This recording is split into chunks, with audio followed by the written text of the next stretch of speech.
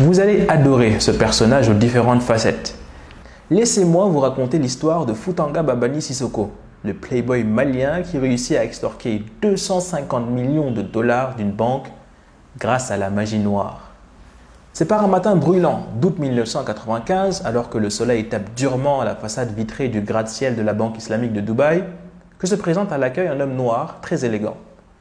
Se présentant comme Foutanga Babani Sissoko, le quarantenaire, qui dit venir d'un village reculé du Mali, explique simplement désirer un prêt pour l'achat d'une voiture. En discutant avec le manager de la banque, un prénommé Mohamed Ayoub, il finit par lui proposer, plein de charme et de savoir-vivre, de venir prendre le dîner chez lui, le soir même. Face à cet individu en costume, séant et au verbe plaisant, l'Émirati accepte.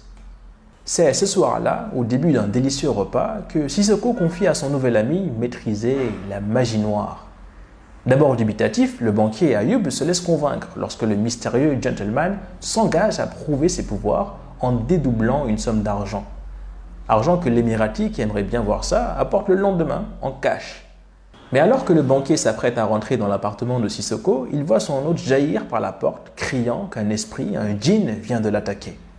Le Malien lui recommande de ne pas énerver le djinn et lui demande de déposer l'argent dans une pièce magique puis d'en fermer la porte. Ayoub, après s'être exécuté, n'en croit pas ses yeux. Un spectacle de fumée et de lumière s'échappant en dessous de la porte a alors lieu dans la pièce fermée où l'on entend résonner des voix fantomatiques. Une fois le silence retombé dans la pièce, le gentleman indique au banquier qu'il peut rouvrir la porte. Ayoub découvre alors, avec une infinie stupeur, que l'argent s'est effectivement dédoublé.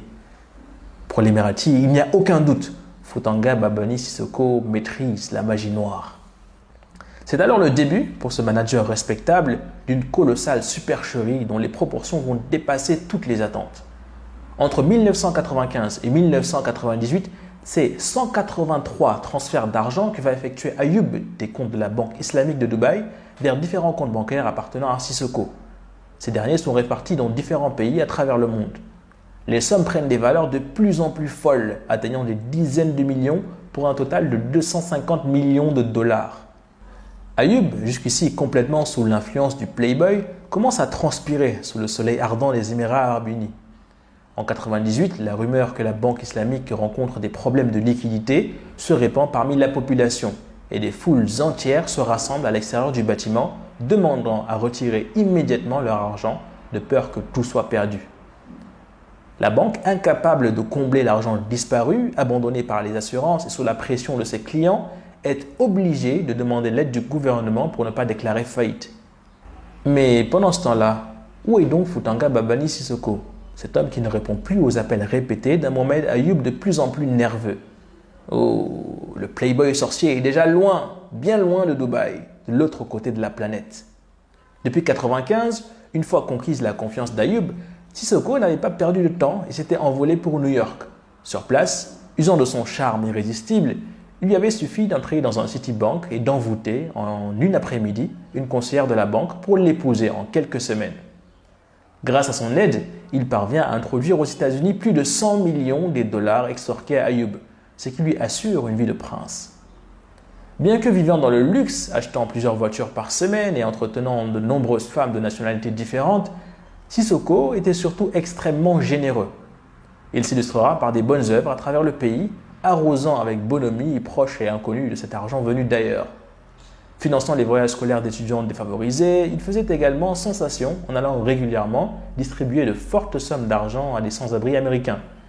Sa célébrité et sa fortune lui permettront par ailleurs de lancer de nombreux projets, par exemple une compagnie aérienne pour l'Afrique de l'Ouest, Air Dabia, mais également de devenir député au Mali pendant 12 ans.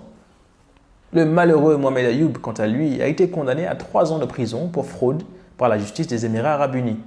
La rumeur dit qu'on l'obligea surtout à subir de puissantes exorcisations pour expulser toute croyance en la magie noire de son âme.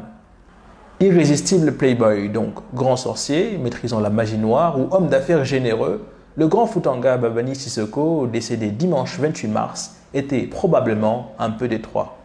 Restez connectés pour connaître toujours plus de l'actualité africaine. En attendant, partagez, abonnez-vous et à très vite sur Ekima News.